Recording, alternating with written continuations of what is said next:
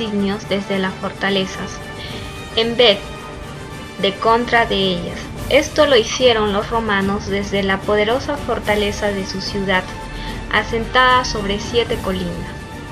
Y esto por tiempo se refiere sin duda a un tiempo profético de 360 años. ¿Desde qué punto deben arrancar esos años? Probablemente del acontecimiento presentado en el versículo siguiente.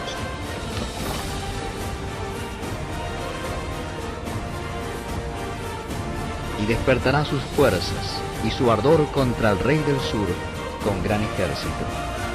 Y el rey del sur se empeñará en la guerra con grande y muy fuerte ejército, mas no prevalecerá, porque le harán traición.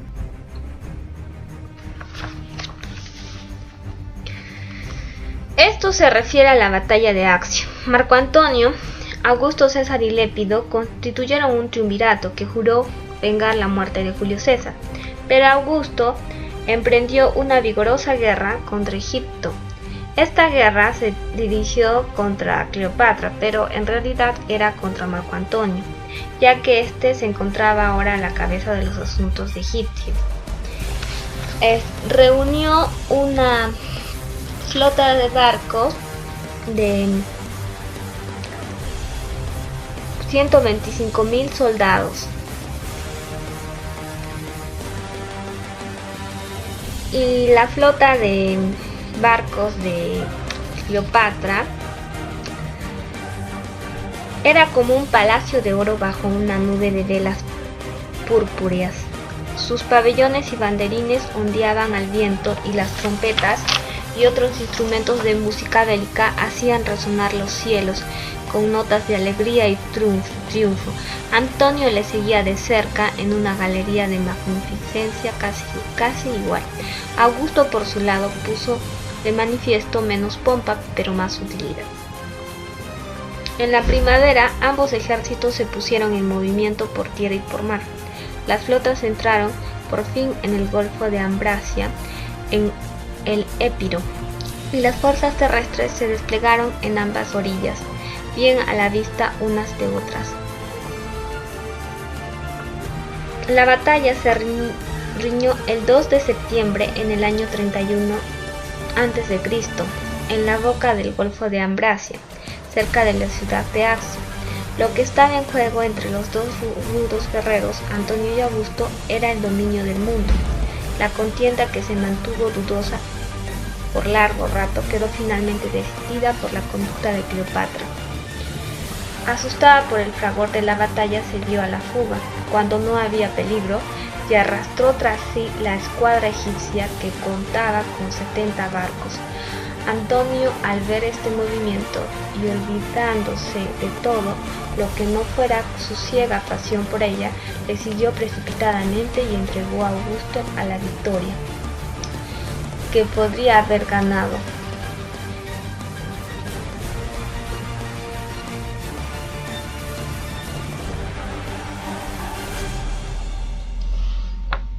Esta batalla marca sin duda el comienzo del tiempo mencionado en el versículo 24.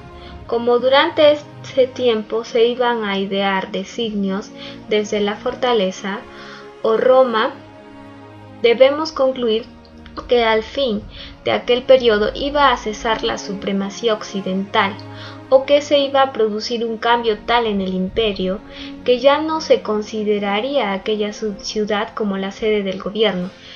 Desde el año 31 a.C., un tiempo profético, o 360 años, nos habría de llevar a los 330 de nuestra era.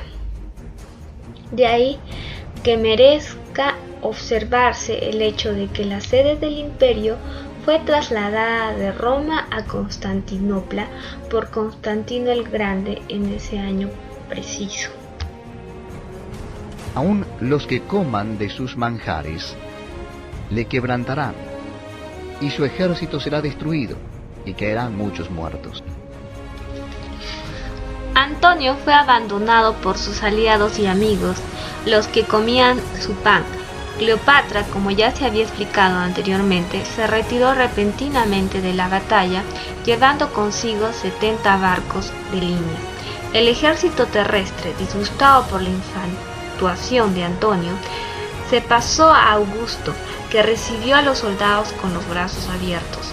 Cuando Antonio llegó a Libia, encontró que las fuerzas que había dejado allí, bajo Escarpio, para custodiar la frontera, se habían declarado a favor de Augusto, y en Egipto sus fuerzas se rindieron.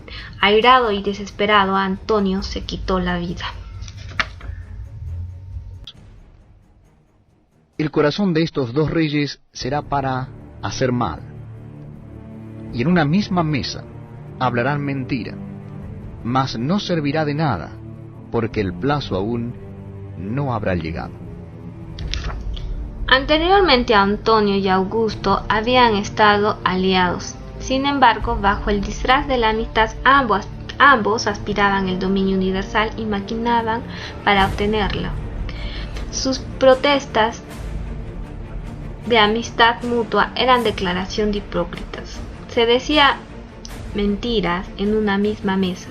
Octavia, esposo de Antonio y hermana de Augusto, declaró al pueblo de Roma, cuando Antonio la repudió, que ella había consentido en casarse con él tan solo porque esperaba que ello garantizaría la unión entre Antonio y Augusto. Pero ese recurso no prosperó. Vino la ruptura y en el conflicto que siguió, Augusto triunfó en forma absoluta. Y volverá a su tierra con gran riqueza, y su corazón será contra el pacto santo, hará su voluntad y volverá a su tierra. Cuando Augusto gana en batalla a Marco Antonio, este lleva los tesoros o riquezas de Egipto hacia Roma. Ahora, años más tarde, Roma invade a Judea a cargo del general Vespasiano, tomando a las ciudades de Corazín, Capernaum, Galilea y Betsaida, donde Cristo fue rechazado. Y una de las profecías dice de que cuando se rechaza al profeta de Dios, ese pueblo es cortado. Entonces, como rechazaron a Cristo, que era un profeta de Dios, Jerusalén fue cortado como pueblo de Dios, y fue cortado también el pacto que hubo, el santo pacto que hubo entre esa ciudad santa con el pueblo de Dios. Ya no era el pueblo de Dios, Judea. Entonces, así se ve cumplida esta profecía.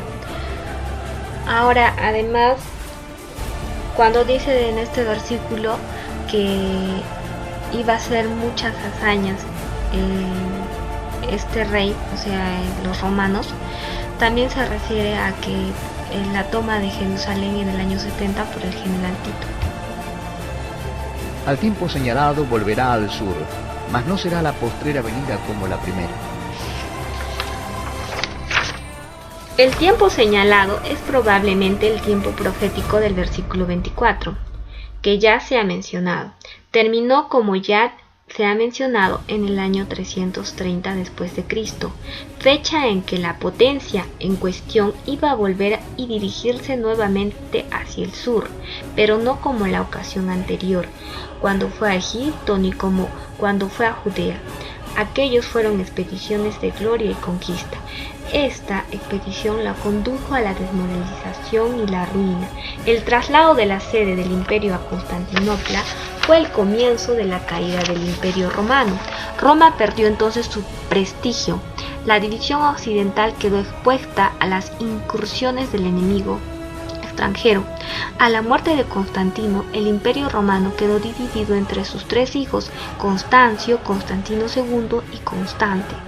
Constantino II y Constante pelearon, y el victorioso Constante obtuvo la supremacía de todo Occidente. Los bárbaros del norte iniciaron pronto sus incursiones y extendieron sus conquistas hasta que la potencia imperial del Occidente expiró en el año 476